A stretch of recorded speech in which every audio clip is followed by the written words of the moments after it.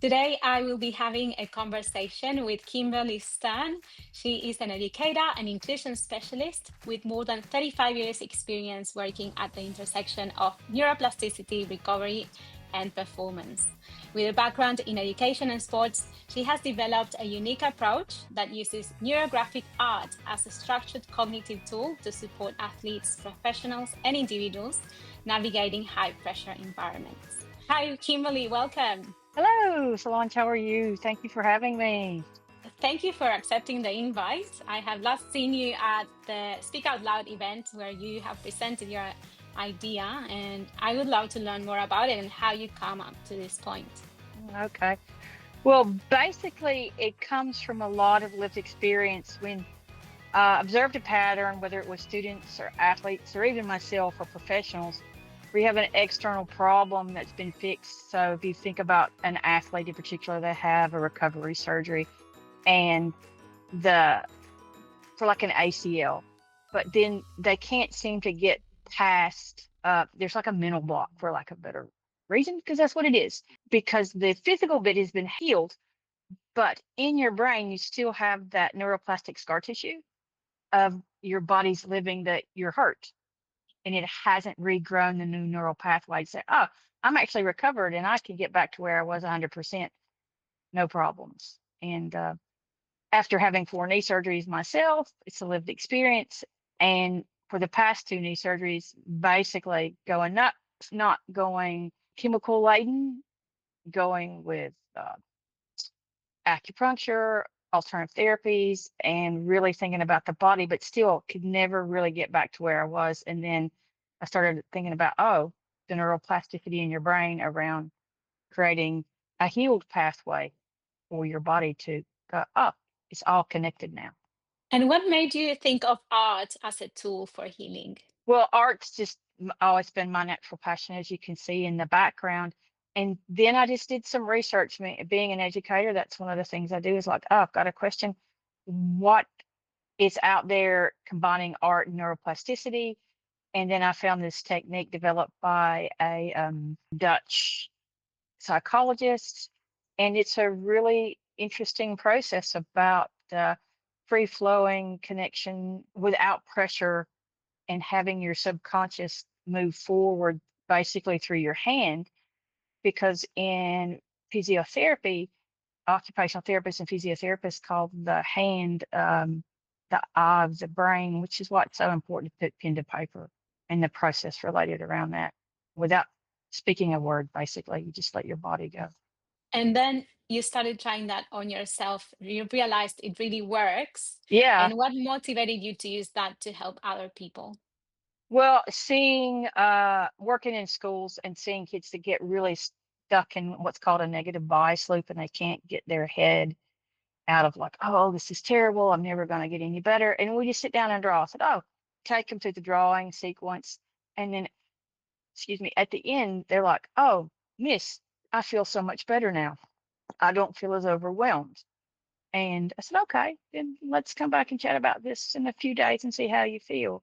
Um, and then it just grew from there, and uh, trial and error at school, and now wanting to branch out, take it to other people outside of my personal sphere, I guess, of influence, make a bigger sphere of influence.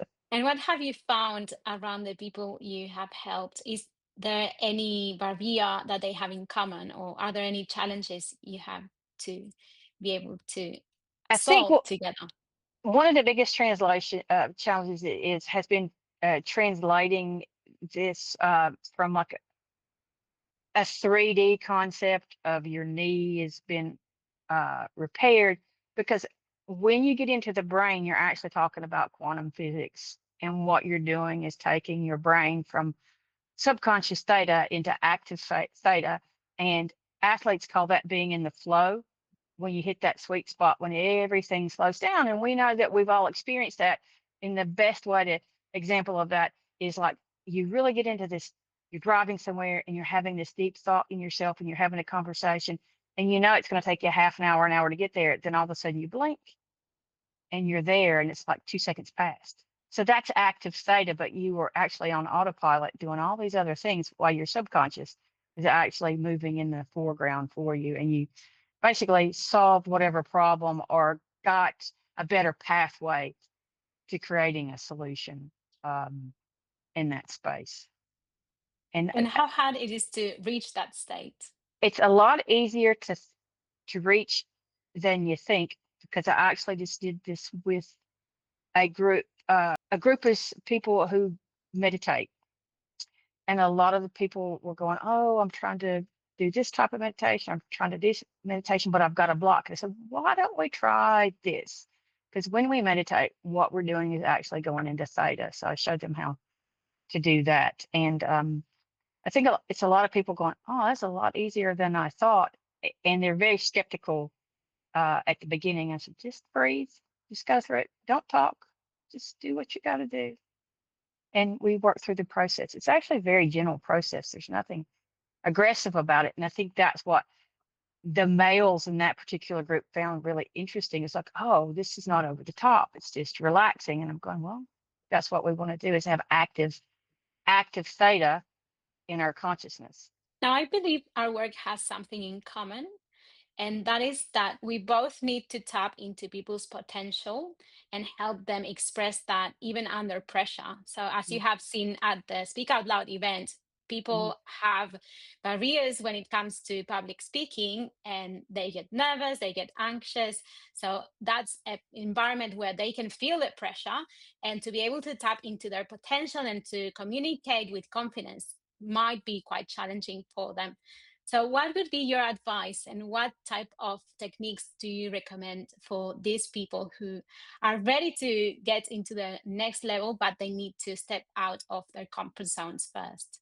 Don't be afraid to say that something's not working.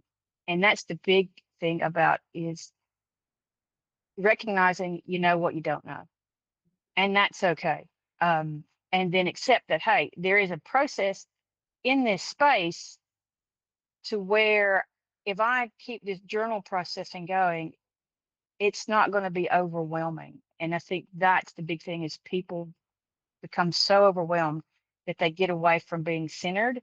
And when you're centered, you're in theta, you're breathing, you're in your core, and you're focused. And it's okay to have a be a bit heightened, because if we weren't a bit heightened when we go into that corporate board meeting or we're doing a new sales pitch, or for me when I was playing basketball, you step out between the courts, but then you have your what we call focus routines, which we do in brain gym, uh, which is a type of getting yourself in a routine that as soon as you step between the lines, you've got your little routine that you do, and then you take your 3 breaths. I have a 3 breath process that we do, and then it's like turning a light switch on for people, and then people being able to go, ah, this is where my light switch is, and this is how I turn it on, and that's all I'm trying to do is show them where their light switch is.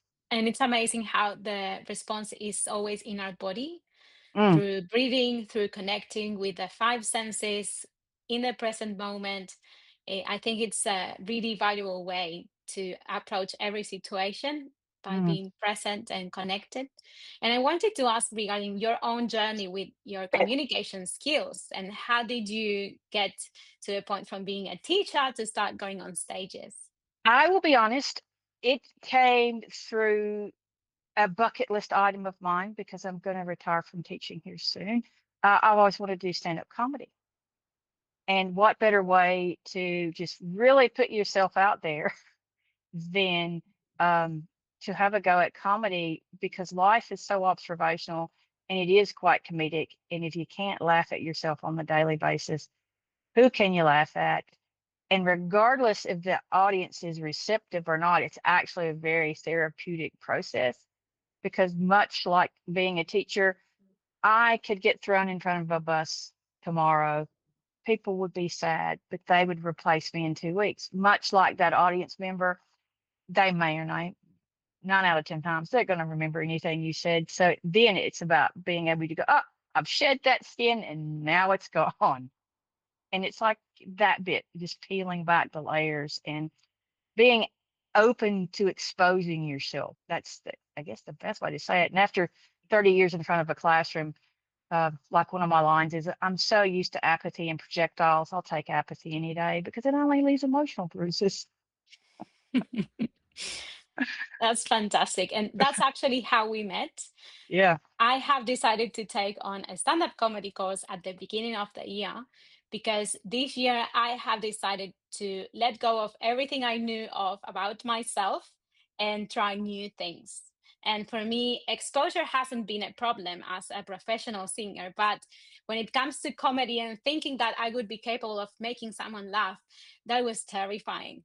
So we met in that context where we were both experienced in front of the classroom, Yep. but maybe it was our first time approaching a stage with comedy in mind.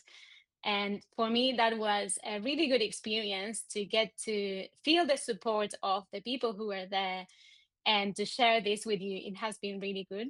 And I want to ask, what did you take as an insight of your ability to be a comedian? I think comedy is it's just observational, and it's your perspective, which is a unique perspective from the world, which no one else has. But then how do you translate it to go to a position where, hey, someone else may have had that thought too? And what would that be like to create that little neuroplasticity connection with someone going, oh, I'm not the only one out there with this firing off in my brain or making this observation. So it's about that recognition that your brain is always seeking, because you can see like a snippet of the corner of a picture of a flower and your brain will automatically fill in the spaces of what that flower is. And sometimes comedies like that, all you've got to do is plant the seed and people take off with it. Thank you very much for sharing that. Mm. It has been wonderful to meet you, to share these spaces with you. And also, I look forward to sharing our next event on the 29th of May, Leadership Skills for Founders, where you're going to deliver a special presentation. I don't want to spoil it, Yep. but if you want, just share a little bit about the topic of leadership as in your experience as a teacher and in your 35 years of career. What is a valuable skill or quality that a leader should have? Oh, that's a tricky one, I'll be honest. Um, it's about what type of leadership I guess we all think that we have leadership potential, but what are those qualities in a leader that resonate with us, and what does that look like for a variety of people? Because in any organization, you're going to have different people at different stages and ages and skill sets and knowledge and awareness and understanding. But I think that in my mind, an effective leader doesn't dominate the room, they build the room. They lead laterally as well as vertically, and they don't necessarily lead up, they actually lead down to empower people. All very valid skills. And Yeah. I would definitely encourage you who are listening to come and join us at the precinct. We will love to see you there. And thanks again, Kimberly, for your wisdom, for sharing your story, and for using your voice for the greater good to help other people to go through what you had to go through in a more easy way. So thank you very much. No, thank you for having me.